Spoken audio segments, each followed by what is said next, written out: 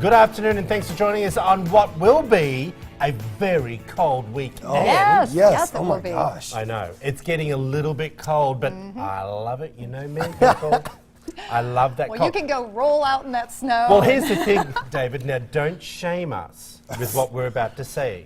Bring it. Lisa, the first thing I said, so I haven't been to the gym since the 21st. I don't want to talk to you. You know, I went skiing. Don't want to talk to you. And then I was sick when I got back for a week, and all set, ready to go again now. What's Lydia said? Well, I just said to Lisa, because I'm sort of dreading it a little bit today, Yeah. I said, do you think we could drive to the gym this afternoon? Like, if there's all that really cold snow, That's the best time. And what did I say? you're going to Yes. try. But I'm later in the day, so I think I'm going to be stuck in the middle of that storm. Oh, listen to that excuse, people. Do you think? No, you're going to be there. Uber it. Now, Yep. do you think I would? I think I shouldn't go. I'm going to go tomorrow morning, everyone, No. at 11 o'clock. I've already got that booked. No But I- excuses. Play Yep. like a champion. Yep, do it. Work hard. Come on. Goals, Troy, goals. Okay, all right, good. I will do it. Hey, what have you got planned for the weekend?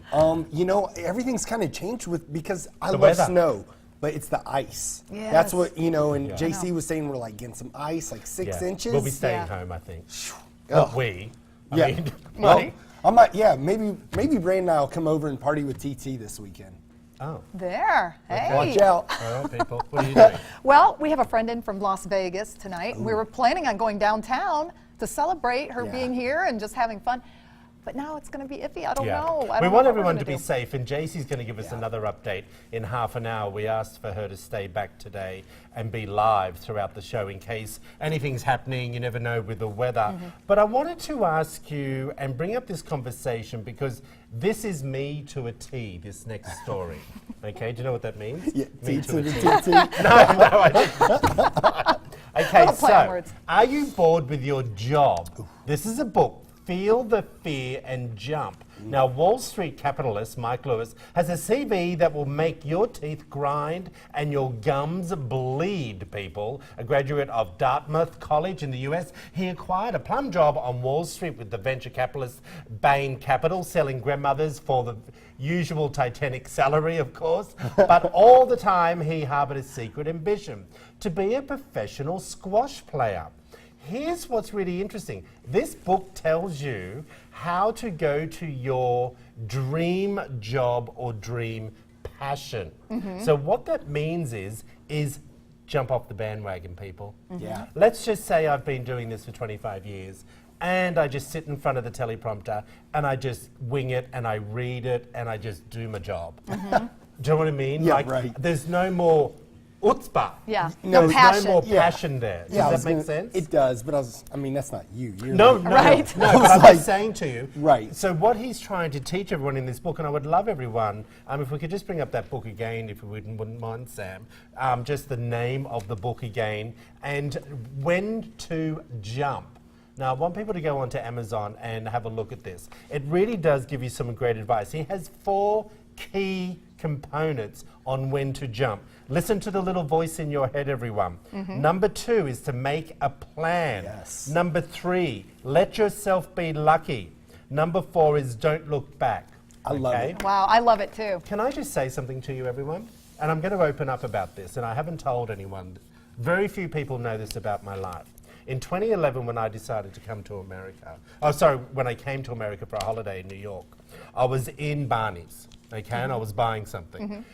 And all of a sudden, don't laugh when I say this to you, I completely burst into tears for no reason, okay? I don't know why, it just happened. I then was embarrassed and left the store.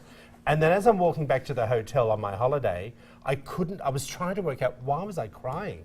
Right. Do you know what I mean? I discovered I was so unhappy in my life back home in Australia. But as you all know, I had everything. I had successful businesses, I had a great life, I had everything. But the fulfillment. The fulfillment, okay? These are the 4 things that I did, everyone. Yeah. And it's the truth. That's I'm great. not lying about No. this. And I had never read this book. This hit home when I saw this last night. You know, I feel like I love these types of books. Like my Audible, I'm a big, I'm always on the road, so I'm listening to these. As soon as you told me about this book, went over to Audible. You can get it there too Yeah. on Amazon. Yep. And I think it's, sometimes you need somebody to kind of mentor you. And Troy, I think you're perfect with that to say it's going to be okay. It's going to be a little scary, but Yeah. you've got to make the jump. Yep. Yeah. Absolutely. No, I totally, when you did this, when you read all of those 4 points, that's exactly what I did too. But what's even, because I was in, as you know, I was in pharmaceutical sales for 12 years. And once you get used to that type of income and routine, it's very comfortable, and it's also, there's a lot of safety there. Yeah. And it was very, very scary to jump away from that job and to go to the unknown. But I did listen to the voice. The voice inside of me was telling me, and I just knew it was that time. And it was funny because I made a plan, but the plan didn't go the way I thought it would, Right. that Doug and I thought it would. Things happened. My mother passed away, and there was, she got diagnosed with cancer, and there was, a time frame. Yeah, just it went a different direction. But it all came full circle, and it all ended up working out. And I'm very blessed to be here, and I'm glad to do what I'm doing right now. Yeah, and look, I'm not joking. I had people in Australia say to me, Troy, your career is over if you leave Australia. And it was written up in the press that that's what would happen, and who did I think I was moving to America? And I really did. I sold everything, arrived with 6 bags. And when I say this to you, I don't mean this to sound pretentious, everyone. I had enough money to last me 3 years to live in New York with no job. That was what my plan was. Because I didn't know, everyone, if I would get a job. Right. Yeah. I also didn't know what I was going to do.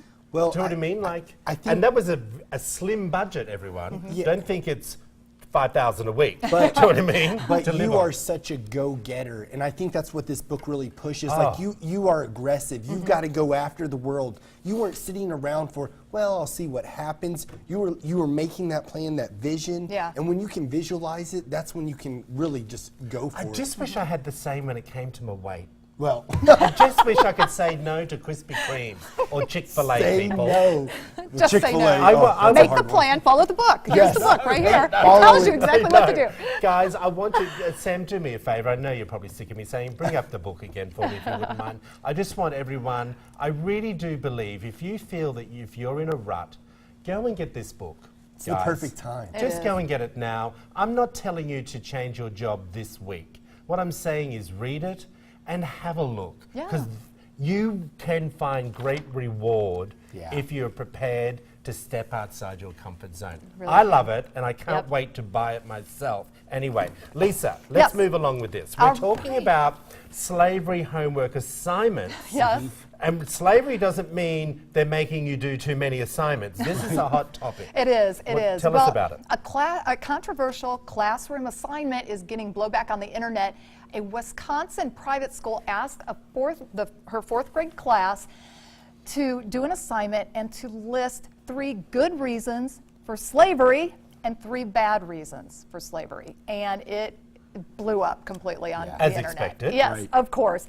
Now, when I read it, I mean, my first thought is, how in the world can this curriculum get past the administrators in the school? That's what I don't understand. And I cannot understand how anyone could think that there are 3 good reasons for slavery. I mean, as we all agree. Yeah. So, that was really my thing, is how did this get by them? And what she said, what the school said first was, it was Our Redeemer Lutheran School, so it's a private school, in Wisconsin. It said that it showed a lack of sensitivity to the students. It apologized to all the students, including the parents as well. It said also that Our Redeemer regrets deeply an unjustifiable assignment on slavery earlier this week. We work hard to promote human dignity of all people, and this assignment did not reflect our core values. The mother, what I liked about this particular mother, because her son was black and he was struggling with doing the assignment, and she approached him about it, and he presented her with what the question was. And he goes, I filled out the 3 bad reasons, and I mean, obviously he said, what he said was making them do chores, splitting up families, and punishing them. Those were his 3 bad reasons for slavery. Pretty It's so generic. We sweet. all agree Yeah. that it was a crazy assignment. Unfortunately, in private schools, I do believe the private school can make up their own curriculum, and the teachers have a little bit more freedom with their assignments. Maybe this teacher didn't quite understand what she was doing Yeah. or he doing. Might have Right. But snuck I it just think, through. I think it was a little bit cray-cray. Yeah. Tell us what you think. Did you put this on Facebook? I did, Live? I did. Okay, it's on our Facebook page, Midday Kentucky. David, now, is this for you? No, this is really for, listen, Just like, checking. yeah. It's dating in your mid-20s. And what are your priorities? Well, Tell us about it. It's a big thing, when you're in your 20s, you're still looking at what is important in your partner.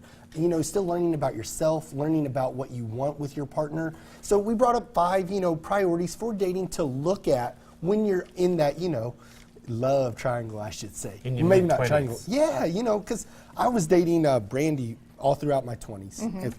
And we basically came to the point where I started looking at things in a partner to grow with. Some of the things that I really like first is actually feeling clean in their place. So this is huge with, I think when you go and you're staying a night, you want to shower over there. You don't want to be looking at mildew all over the place. You don't want to see, just I plates agree. out, just little Listen, things. I don't want to go over to your house having dinner and use your bathroom and see mildew, Right. let alone date you. Well, exactly. Yeah, But, that's I true. think people put up with a lot of stuff. One of the next things, finding somebody that's actually finding clothes that fit them. They're not wearing clothes, 10 years ago. In your 20s, this is really easy to do because, you might have been in high school and transitioned into college. Yeah. But having, professional, looking good, wearing nice clothing, not wearing like torn up stuff, etc. Right. Planning genuinely creative dates. You want to be with somebody that puts a little bit of, fun. It's not just like, well, let's go to the movies. It's like, put a little creativity behind that. You know what I mean? Troy, you're giving me those eyes like, David, I need to find this person. I've switched off. Well, and then I love this next one. Find somebody why you're got single. find somebody that's got ambition. Kind of going back to, Yeah. our last From your topic. mouth to God's ear, my I'm friend. just saying, like, I love this picture, That's me. Yeah. That's when I arrived in New York. Find somebody that's willing to take on the world because that's going to be your partner. Right. And last but not least, find somebody that's a good cook. That's where I, must shine. I must Are you a say. good cook? I'm a great cook. My mom. Yeah, had- but hold on, David. Your aspiration in life is to become a soccer dad, so you better be a good cook. Exactly. You don't want to be working in 10 years. Well, you want Brandy to be earning the dollars and you sitting at home. Yes. Yeah. Nothing That's what wrong you with want. that. Let it be known. We don't have an issue with you doing that, but you better be able to take on all those other duties. I make some delicious food. Okay. No, interesting. Interesting, everyone. Hey, everyone, stick with us. You're watching Midday Kentucky. Access Med is going to be in the house, and they're talking more about benefits of direct primary care. And also, we have an amazing dance crew in. Tell you all about it after the break, everyone. You're watching Midday Kentucky.